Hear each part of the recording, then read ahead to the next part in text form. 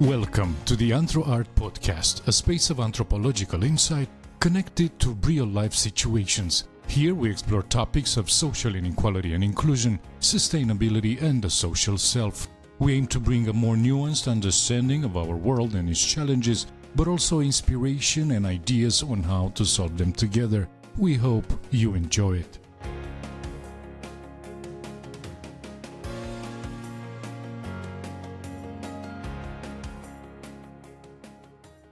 No such thing as cant in the Romanian railroads on technological ruination and creative maintenance in the age of innovation.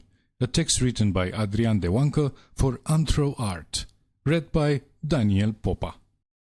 Late capitalism suffers from a fetishistic fixation on innovation. In these days, new technologies are called upon to solve everything from the deepening social inequalities to the impending planetary doom. The glossiness of techno-optimistic phantasms obscures that late capitalism is disastrous at keeping older technologies alive and functioning. That is despite the fact that mending things is more environmentally friendly than discarding them in favor of perpetually newer gadgets. This glorification of innovation qua creative destruction, embodied by individual disruptors the likes of Elon Musk or Steve Jobs, comes at the expense of existing technologies and infrastructures, which often get scrapped and outsourced whenever states, cities or companies tighten the belt. Yet, despite the comparative lack of glamour, the seemingly mundane work of the technicians who struggle to fend off the material erosion of the vital infrastructures of modern life has a tremendous social and environmental value that often goes ignored.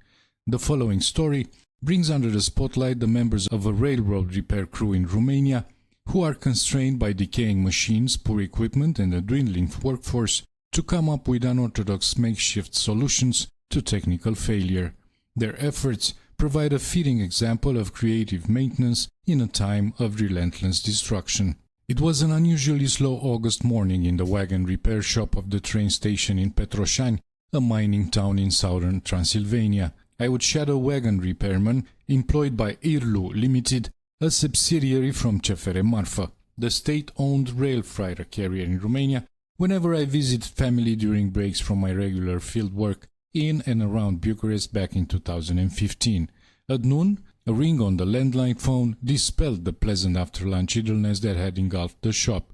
It interrupted the light banter, the YouTube video watching, and the cracking of sunflower seeds.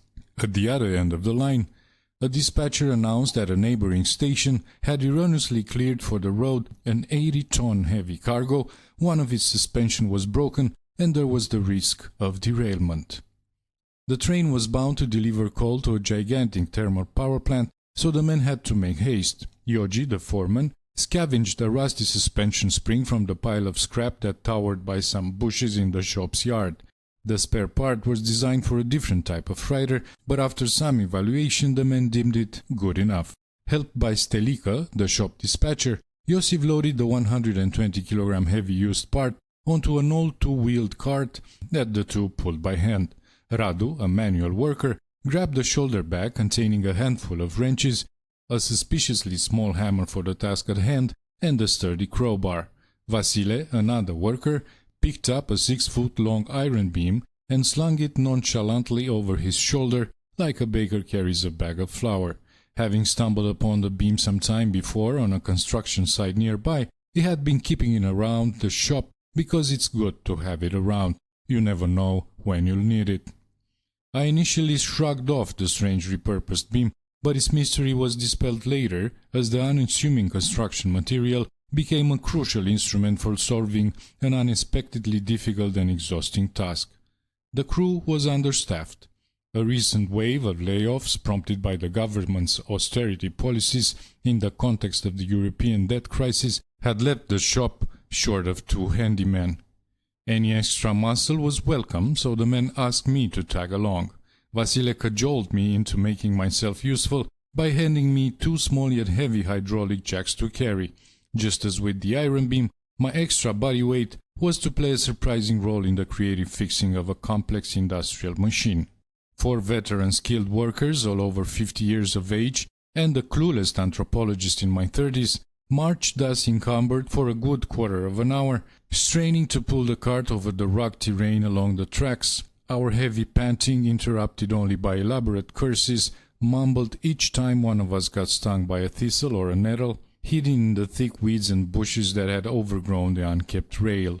Technicians saved the sweetest of words for their former colleagues from CFR Infrastructure, the state-owned rail track company. The latter's neglect of their duties to clear the tracks had turned our walk into a sluggish and body-taxing off-road adventure. As soon as we reached the busted wagon sidelined in the middle of nowhere, other problems began piling. First, we had to deal with the very instruments that should have helped us with the work rather than hinder it. The crank of one of the jacks that I carried, and that was meant to hold up the 80 tons of coal and steel, was dangerously loose. Work could not start before the crank itself was restored. After minutes of head-scratching, debating, and scouring the tall grass for something useful, the workers improvised a fix. They jammed the crank with a piece of metal that one of them had found under a freighter abandoned on a neighboring line. Using the head of the steel rail track as an impromptu anvil, Radu first tapered the unassuming piece of recycled metal to make it fit into the small opening in the jack, then hammered it into place. Alas, the tool was still useless, even after such ingenious patching up. Much to the chagrin of the workers, its piston dinted the tubular bar of the undercarriage by which it was supposed to elevate the wagon, making it impossible to lift the wagon sufficiently to work underneath it. Vasile scurried back to the workshop, from where he retrieved a banal triangular piece of hard wood, the kind used as a door stopper. The wood was lying around in a corner of the dispatcher's office, but Vasile quickly identified its potential usefulness. He wedged it between the piston and the bar so as to cushion the dent against further deformation and to get a few more inches of elevation. With the wagon finally jacked up, the workers quickly loosened the faulty spring from its bolt with the wrenches and dislodged it with a few hefty blows of the hammer. The job of replacing it promised to be a work in the park. It was anything but. Soon a summer storm began pouring down out of nowhere. In the endless process of cutting expenses, the company had not furnished workers with the waterproof coats that would have enabled them to keep on working in the rain. Therefore, the 5 of us had to crawl under the wagon to take shelter, but only after jacking it back down for fear that the shattily patched crank might give away under the load and maim us, if not worse.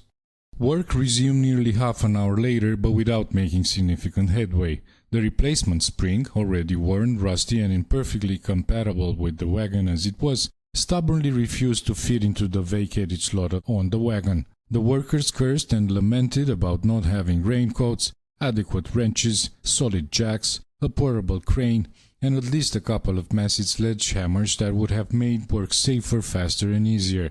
Basic equipment for their job that was nonetheless subliminally absent.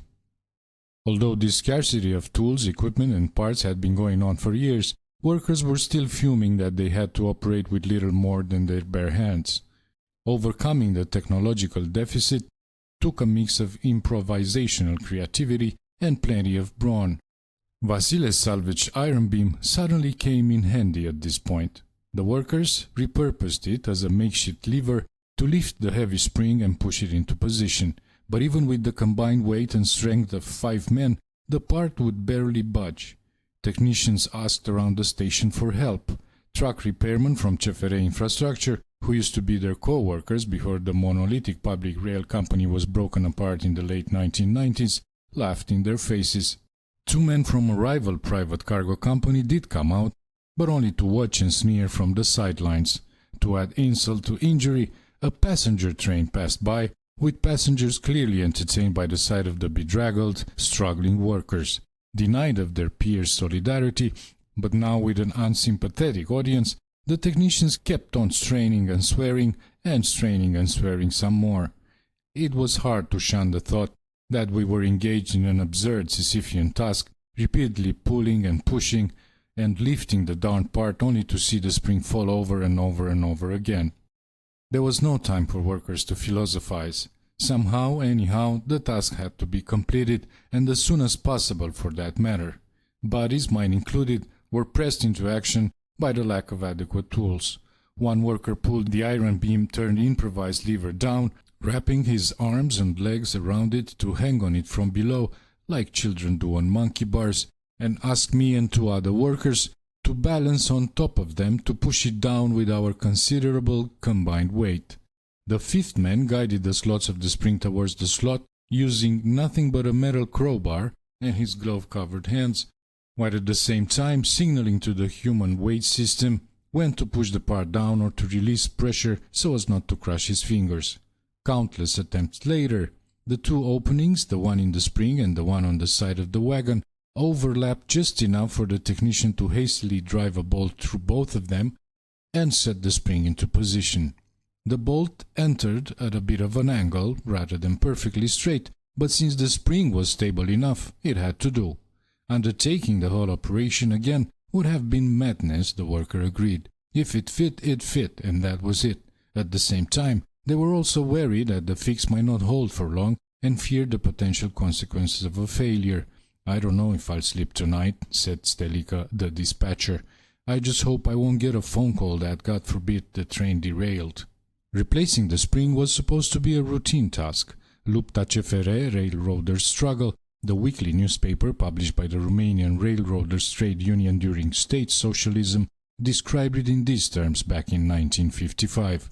In its March 24 issue, the outlet published a photo depicting a crew of 4 workers huddled around the wheel of a freight wagon as they replaced a shock-absorbing spring, a scene similar to the operation described above. The caption boasted, "The method of repairing wagons without uncoupling them from the train is applied in full measure by repairmen. Here they are, in only 8 minutes, they managed to replace a defective spring, working within the stoppage time of the train." But by August 2015, the task had turned from routine task into an eventful, strenuous, and frustrating act of drudgery. There we were, 65 years since the publication of that article, 25 years after the fall of state socialism, and 8 years into Romania's EU membership, 4 seasoned technicians aided by an unskilled and atechnical but adventurously portly ethnographer, toiling away for nearly 6 hours to complete the same task that had taken less than 10 minutes 6 decades before. The thing is that work conditions had deteriorated severely in the intervening decades. The workers in the old photograph did not face the same precariousness of supplies and equipment, deficit of workforce, and increasingly vulnerable machines that are a daily reality for contemporary Romanian railroaders. Once hailed as the second army of the country, the sector comprising the broken-up rail companies is often dubbed by railroaders as the Cinderella of Romanian economy. By comparing the public rails with Cinderella, workers implicitly described it as a thing of merit, undeservedly neglected or forced into a wretched or obscure existence. Unlike in the fairy tale, there is no triumphant reward after unjust oppression in this story. Rather, it is Cinderella written backwards. A former princess turns into a soiled and wretched thing. The ridiculousness of their work conditions was not lost on the railroaders with whom I hang out. Despite having been engaged for hours on end in a frustrating task, the workers still had the strength to banter. "What do you think? Are we working like the Germans or what?" Radu, one of the elderly technicians, asked me with a chuckle on our way back to the shop. "Oh, yes, of course, but like the Germans did in 1907, chimed in Iosif, himself a seasoned repairman, adding to the self-mockery. His mates chucked approvingly. Iosif's reference to 1907 was not arbitrary. That year, when hungry peasants mutinied against exploiter landowners, went down in Romania's history as a moment of extreme poverty and underdevelopment that pushed the downtrodden to desperate violence. Tellingly enough, Iosif associated that moment with their current conditions of precarious work that feels oddly exploitative. For him, it was not only that they hadn't reached the aspirational Western standards of work, but also that they had experienced involution to an almost pre-modern condition.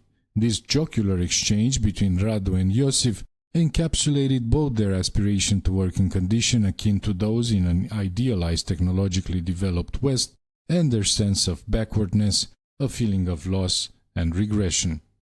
Lamenting about the erosion of their trade and their degraded and degrading working conditions, was not the sole register in which railroaders described their labor.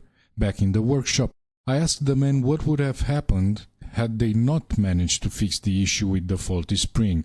Iosif looked at me with an expression of amazement that made my question feel embarrassingly silly and naive, even by my usual standards of technical ignorance. The possibility simply seemed to have never occurred to him. Not only was the task absolutely crucial for averting a potential accident, but their bosses would not have allowed them to refuse. Furthermore, their sense of workmanship would have discouraged such inclination to defeatism in the first place, would have brought in more wood, chopped it into wedges and lifted the old junker on stilts, or whatever else it took, really. He grinned, an odd mixture of dismay and reserved pride in his voice. There's no such thing as cant in the Romanian railroads, my boy. Here, you need to make do, even if you're bound to make bricks without straw. Among railroaders, bitter criticism of material condition went hand in hand with expressions of self-confidence and moral virtuousness.